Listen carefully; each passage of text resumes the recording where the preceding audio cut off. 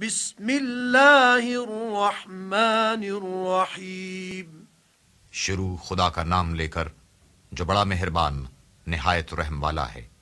इज़ा जाअ नस्रुल्लाहि वल फत्ह, जब खुदा की मदद आ पहुंची और फतह हासिल हो गई।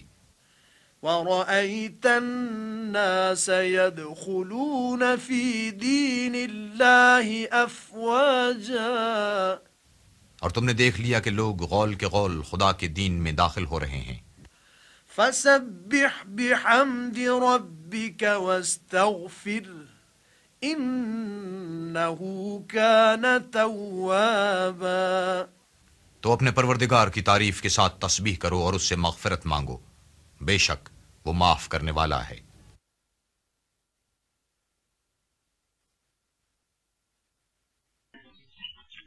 Today we'll be covering the tafsir of surah, and this surah is equivalent to a quarter of the Holy Quran. We have already explained that إِذَا زُلْزِلَتِ الْأَرْضُ زِلْزَالَهَا is equivalent to a quarter of the Holy Quran, and Qul Huwallahu Ahad is equivalent to a third of the Holy Quran, and the greatest ayah is Ayatul Kursi, and the greatest surah is Surah Fatiha. But today we'll be covering a surah which is equivalent to a quarter of the Holy Quran, and that is Surah 110. In this surah, Allah Ta'ala said, إِذَا جَاءَ نَصْرُ اللَّهِ وَالْفَتْحُ أعوذ بالله من الشيطان الرجيم بسم الله الرحمن الرحيم إِذَا جَاءَ نَصْرُ اللَّهِ وَالْفَتْحُ, whenever the help of Allah comes and victory. This surah contains only 3 ayahs. So, by reading it, you may think that it was revealed in Mecca, because the surahs of Mecca are short. For example, Qul Huwallahu Ahad, that's a Meccan surah, and Kafirun, that's another Meccan surah. So because the surahs of Mecca are always short, you may think that this surah was revealed in Mecca. However, this surah was revealed in Medina. And this is the last surah to be revealed of the Holy Quran. This is the last surah to be revealed of the Holy Quran. And as for the last ayah, there is fitna among the scholars as to which ayah is the last ayah. So when Omar realized that they disliked the idea of him taking Ibn Abbas, who was approximately 9-10 years old, to the study circle, he gave them a test. So Omar recited, إِذَا جَاءَ نَصْرُ اللَّهِ وَالْفَتْحُ, whenever the help of Allah comes and victory. And you see people rushing into the fold of Islam in multitudes, in great numbers. Celebrate the praise of your Lord and seek His forgiveness. Verily, He is oft returning most merciful. What do you understand from this surah? And they gave a literal interpretation of the surah, that Allah is commanding us to be thankful to Him and celebrate His praise when victory comes. And others keep quiet. So Omar turned to Ibn Abbas and said, do you agree with that interpretation of the surah, Ibn Abbas? And Ibn Abbas said, La. And this story which I'm quoting to you can be found in Ibn Kathir, volume 4, page 600, because today's tafsir is coming from Ibn Kathir. So he turned to Ibn Abbas and said, do you agree with that interpretation? And Ibn Abbas said, La. So he asked Ibn Abbas for the interpretation of the surah, and Ibn Abbas said, this surah means that the death of the Rasul sallallahu alaihi wasallam is near. Allah Ta'ala is informing the Prophet that his death, his time on earth is very near. And when he gave that interpretation, Umar said, La a'lam minha illa ma taqul. I don't know of any other tafsir except the tafsir which you have just given Ibn Abbas. Now, to prove that this surah means that the death of the Rasul sallallahu alaihi wasallam is near, is that when the surah came down, the Rasul called his beloved daughter Fatima and told him that his death is near. And the Rasul even told her that Jibril used to come and recite the Quran to me in Ramadan once. But this Ramadan, Jibril recited the Quran to me twice. Jibril rehearsed the Quran with me twice. So my death is near. And she started to cry. Now this story I'm quoting to you can be found in Ibn Kathir, volume 4, page 600. Fabakat. She cried.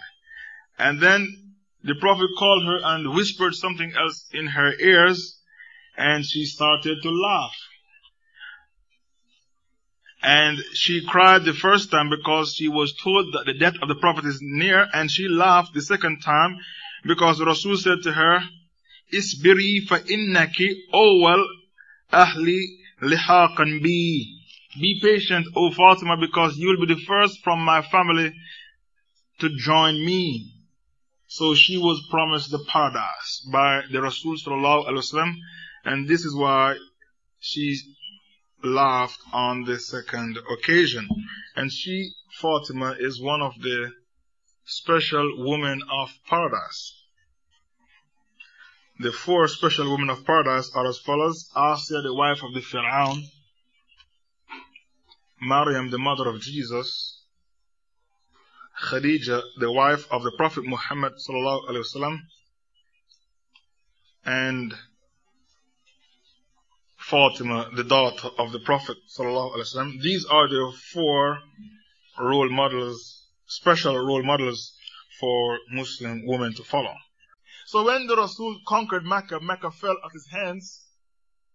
They were expecting for him to take revenge because they knew their crimes. They killed Sumayya radiallahu anha. Then they killed her husband Yasir radiallahu anhu. And they almost killed her son Ammar. What saved him was that he renounced Islam with his tongue. He said, I reject Muhammad and the Lord of Muhammad. Also, almost they killed Bilal. They branded him with red hot irons. And they persecuted the Muslims so badly they had to make hijrah to Habasha, Abyssinia, Ethiopia. And they starved them for 3 years in the valleys of Mecca. No food, no water. The Muslims had to boil the leather from their shoes to survive. They had to eat the leaves of the trees to survive until their stool resembled that of the goats. And even Khadija radiallahu anha died as a result of that embargo, that sanction that they unleashed against the Muslims. So Quraysh knew their crimes. Then they forced the Muslims to migrate to Medina. And even when they were migrating, they did not leave them alone. They put 7 young men at the doorstep of the Prophet ﷺ to chop him to pieces as he was migrating from Mecca to Medina. But he came out of his house and recited an ayah in Surah Yasin that caused them to be blind. وَجَعَلْنَا مِنْ بَيْنَ أَيْدِيهِمْ صَدًّا وَمِنْ خَلْفِهِمْ صَدًّا فَأَخْشَيْنَاهُمْ فَهُمْ لَا يُبْصِرُونَ. We have placed in front of them a barrier, behind them a barrier. We have made them blind so they can't see.